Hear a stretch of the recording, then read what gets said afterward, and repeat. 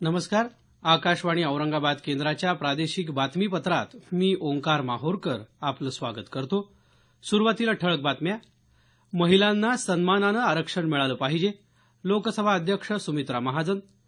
जम्मू काश्मीरमध्ये लष्कराच्या कारवाईत 4 अतिरेकी ठार तर 2 जवानही शहीद.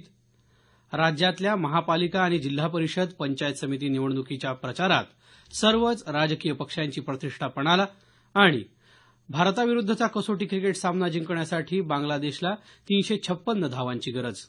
आता सविस्तर बातम्या. महिलांना सन्मानानं आरक्षण मिळालं पाहिजे यासाठी कुठलाही वितंडवाद होता कामा नये असं परखड मत लोकसभा अध्यक्ष सुमित्रा महाजन यांनी काल व्यक्त केलं. राष्ट्रीय महिला संसदेच्या समारोप प्रसंगी त्या काल आंध्र प्रदेशातल्या अमरावती इथं बोलत होत्या. महिला आरक्षण ही काळाची गरज असून या प्रस्तावाला विरोध करणाऱ्यांवर त्यांनी जोरदार टीका केली. महिलांचं सशक्तीकरण म्हणजे ही पुरुषाविरुद्धची लढाई नसल्याचं त्या म्हणाल्या. एकूण लोकसंख्येपैकी 50% लोकसंख्या असलेल्या महिलांनी पुढं येणं आवश्यक असल्याचं त्या यावेळी म्हणाल्या. राष्ट्रीय उत्पादकता सप्ताहाला काल प्रारंभ झाला. देशभरात सर्व क्षेत्रांमध्ये उत्पादकता आणि गुणवत्तेला प्रोत्साहन देण्यासाठी दरवर्षी 12 ते 18 फेब्रुवारी दरम्यान हा सप्ताह साजरा केला जातो. कपात, पुनर्प्रक्रिया आणि पुनर्वापराद्वारे कचऱ्यातून नफा ही यंदाच्या सप्ताहाची संकल्पना आहे.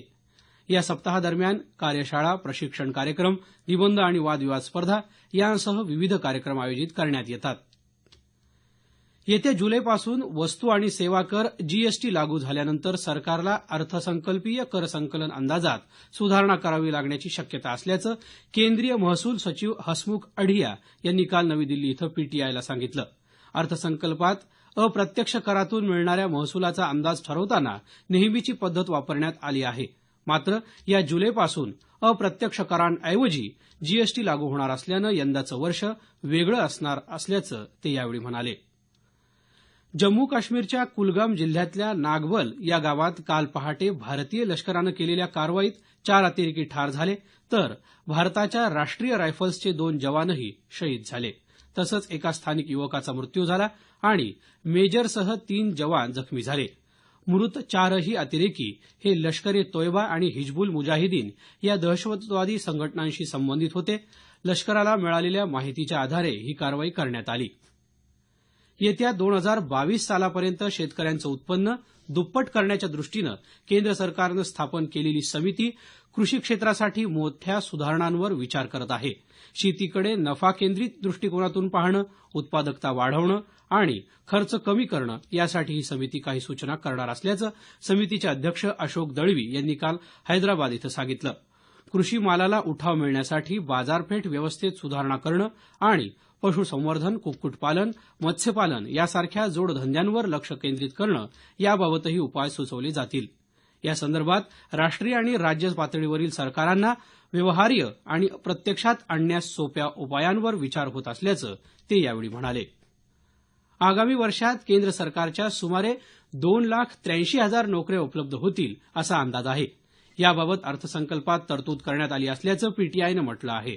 पोलीस खातं, परराष्ट्र व्यवहार मंत्रालय, कौशल्य विकास आणि उद्योजकता मंत्रालय, टपाल खातं आदी विभागांमध्ये अनेक पदांवर कर्मचारी नियुक्त करण्यात येणार आहेत. विवाहित बहिणीला तिच्या पती किंवा सासरच्यांकडून वारसा हक्कानं मिळालेल्या मालमत्तेवर भाऊ आपला हक्क सांगू शकत नाही असं सर्वोच्च न्यायालयानं म्हटलं आहे. हिंदू वारसा हक्क कायद्यानुसार भाऊ हा विवाहित बहिणीचा वारस किंवा कुटुंबाचा सदस्य होऊ शकत नाही असं या संदर्भातल्या प्रकरणात न्यायालयानं नमूद केलं आहे. अशा प्रकरणात स्त्रीला अपत्य नसल्यास वारसा हक्क तिच्या पतीच्या अन्य वारसांकडे जाऊ शकतो असंही न्यायालयानं म्हटलं आहे. हे बातमीपत्र आकाशवाणीच्या औरंगाबाद केंद्रावरून प्रसारित केलं जात आहे. आमचं हे बातमीपत्र newsonair.com या संकेतस्थळावरही उपलब्ध आहे. राज्यातल्या महापालिका आणि जिल्हा परिषद पंचायत समिती निवडणुकीच्या प्रचारात सर्वच राजकीय पक्षांची प्रतिष्ठा पणाला लागली आहे. सर्व पक्षांनी आता प्रचारात चांगलाच वेग घेतला असून उमेदवारांबरोबरच नेते आणि कार्यकर्ते जीव तोडून प्रचार करताना दिसत आहेत. मुंबई तसंच ठाणे महापालिकेच्या निवडणुकीच्या प्रचारात सर्वच राजकीय पक्षांनी प्रतिष्ठा पणाला लावल्याचं दिसून येत आहे. दिग्गज राजकीय नेते प्रचारात उतरले असून आरोप प्रत्यारोपांच्या फैरी झडू लागल्या आहेत. विशेषतः भारतीय जनता पक्ष आणि शिवसेनेच्या एकमेकांवरच्या आरोपांनी राजकीय वातावरण चांगलंच तापलं आहे. मुख्यमंत्री देवेंद्र फडणवीस आणि शिवसेना पक्षप्रमुख उद्धव ठाकरे यांच्यात काल नोटाबंदीच्या निर्णयावरून चांगलीच जुगलबंदी पाहावयास मिळाली. राष्ट्रवादी काँग्रेस पक्षाचे अध्यक्ष शरद पवार यांनीही काल मुंबईत जोरदार प्रचार करत शिवसेना तसंच भारतीय जनता पक्षावर टीका केली. मराठवाड्यातल्या जिल्हा परिषद आणि पंचायत समितीची निवडणूक पहिल्या टप्प्यात होत असून अवघ्या 3 दिवसांवर मतदान आलं असून सभा, प्रचार फेऱ्या आणि घरोघर जाऊन प्रचार केला जात आहे. बहुतांशी ठिकाणी राज्यातले सर्वच राजकीय पक्ष स्वतंत्रपणे निवडणूक लढवत असल्यामुळे त्यांच्या सर्वांच्याच राजकीय ताकदीचा कस या निवडणुकीत लागला आहे. मुख्यमंत्री देवेंद्र फडणवीस यांनी काल मराठवाड्यात प्रचार केला. लातूर इथल्या प्रचार दौऱ्यात बोलताना त्यांनी कृषी क्षेत्राच्या विकासासाठी नानाजी देशमुख कृषी समृद्धी प्रकल्प तयार करण्यात आला असून देशासाठी पथदर्शी ठरणार असलेल्या या प्रकल्पात मराठवाड्याचाही समावेश करण्यात आल्याचं सांगितलं. या प्रकल्पासाठी जागतिक बँकेनं 5,000 कोटी रुपयांचं कर्ज मंजूर केलं असल्याचंही ते यावेळी म्हणाले. ज्यांना काळा पैसा पचवता आला नाही अशा नेत्यांनाच नोटाबंदीला विरोध असल्याचं मुख्यमंत्र्यांनी यावेळी नमूद केलं. परभणीजवळच्या पिंगळी इथं आयोजित सभेत बोलताना मुख्यमंत्री फडणवीस यांनी जनतेला अन्न, वस्त्र, निवाऱ्यासह आरोग्य आणि शिक्षण देण्यासाठी शासन कटिबद्ध असून त्यासाठी जास्तीत जास्त प्रयत्न करण्यात येत असल्याचं सांगितलं.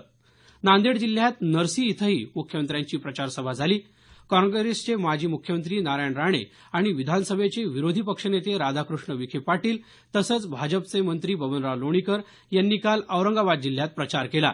राष्ट्रवादी काँग्रेस पक्षाकडून विधान परिषदेचे विरोधी पक्षनेते धनंजय मुंडे आणि भाजपच्या मंत्री पंकजा मुंडे यांनी बीड जिल्ह्यात प्रचारामध्ये आपली संपूर्ण ताकद पणाला लावली असून त्यांनी मतदारांशी सभा, प्रचार फेऱ्या आणि भेटीगाठीच्या माध्यमातून संपर्कावर अधिक भर दिला आहे.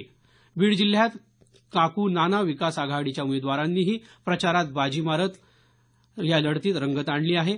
नांदेड जिल्ह्यात काँग्रेसच्या विशेषतः प्रदेशाध्यक्ष खासदार अशोक चव्हाण यांच्या विरोधात सर्वच राजकीय पक्षांनी आघाडी उघडली असून गटनिहाय प्रचाराचं नियोजन केलं आहे. उस्मानाबादमध्ये राष्ट्रवादी काँग्रेसच्या नेत्या खासदार सुप्रिया सुळे यांनी काल प्रचार केला. भविष्यात तालुका आणि जिल्ह्याच्या राजकारणाची दिशा ठरवणाऱ्या या निवडणुकीत वर्चस्व निर्माण करण्याची समान संधी सर्वच राजकीय पक्षांना मिळाली असून त्यांच्या ताकदीचा अंदाज हा निवडणूक निकालानंतर दिसून येईल. राज्यातल्या विविध वीज परिमंडळातल्या थकीत वीज बिलांच्या वसुलीचं उद्दिष्ट पूर्ण न झाल्यास महावितरणच्या संबंधित कर्मचाऱ्यांना फेब्रुवारी महिन्याचं वेतन दिलं जाणार नाही असं महावितरणचे मुख्य व्यवस्थापकीय संचालक संजीव कुमार यांनी म्हटलं आहे. राज्य वीज तांत्रिक कामगार संघटनेची बैठक नुकतीच औरंगाबाद इथं झाली त्यावेळी ते बोलत होते. निर्धारित उद्दिष्टाप्रमाणे वसुली न झाल्यानं गेल्या वर्षीची 4,000 कोटी रुपयांपेक्षा जास्त तूट असल्यानं देय वेतनाबाबत अडचणी येत असल्याचं त्यांनी सांगितलं. भारतानं दृष्टीबाधितांच्या ट्वेंटी क्रिकेट विश्वचषक जिंकला आहे. काल बेंगलुरू इथल्या एम चिन्नास्वामी मैदानावर झालेल्या अंतिम सामन्यात भारतानं पाकिस्तानचा 9 गडी राखून पराभव केला. पाकिस्ताननं ठेवलेलं 198 धावांचं उद्दिष्ट भारतानं 18व्या षटकातच पूर्ण केलं. पंतप्रधान नरेंद्र मोदी आणि केंद्रीय क्रीडा मंत्री विजय गोयल यांनी भारतीय संघाचं अभिनंदन केलं आहे. भारत आणि बांगलादेश दरम्यान हैदराबाद इथं सुरू असलेल्या एकमेव कसोटी क्रिकेट सामन्यात काल चौथ्या दिवसाचा खेळ संपला तेव्हा बांगलादेशच्या दुसऱ्या डावात 3 गडी बाद 103 धावा झाल्या होत्या. त्याआधी भारतानं आपला दुसरा डाव 4 गडी बाद 159 धावांवर घोषित करत बांगलादेशला 459 धावांचं लक्ष्य दिलं. बांगलादेशला आज शेवटच्या 5व्या दिवशी 356 धावा करण्याचं आव्हान असणार आहे. दरम्यान भारताचा फिरकीपटू रविचंद्रन अश्विननं या कसोटी सामन्यात एका आंतरराष्ट्रीय विक्रमाची नोंद केली. सर्वात कमी म्हणजेच 45 कसोटी सामन्यात 250 बळी मिळवणारा तो पहिला गोलंदाज ठरला आहे. शेवटी पुन्हा काही ठळक बातम्या. महिलांना सन्मानानं आरक्षण मिळालं पाहिजे. लोकसभा अध्यक्ष सुमित्रा महाजन. जम्मू काश्मीरमध्ये लष्कराच्या कारवाईत 4 अतिरेकी ठार तर 2 जवानही शहीद. राज्यातल्या महापालिका आणि जिल्हा परिषद पंचायत समिती निवडणुकीच्या प्रचारात सर्वच राजकीय पक्षांची प्रतिष्ठा पणाला आणि भारताविरुद्धचा कसोटी क्रिकेट सामना जिंकण्यासाठी बांगलादेशला 356 धावांची गरज. याबरोबरच हे बातमीपत्र संपलं. आमचं यानंतरचं मराठी संक्षिप्त बातमीपत्र सकाळी 10 वाजता.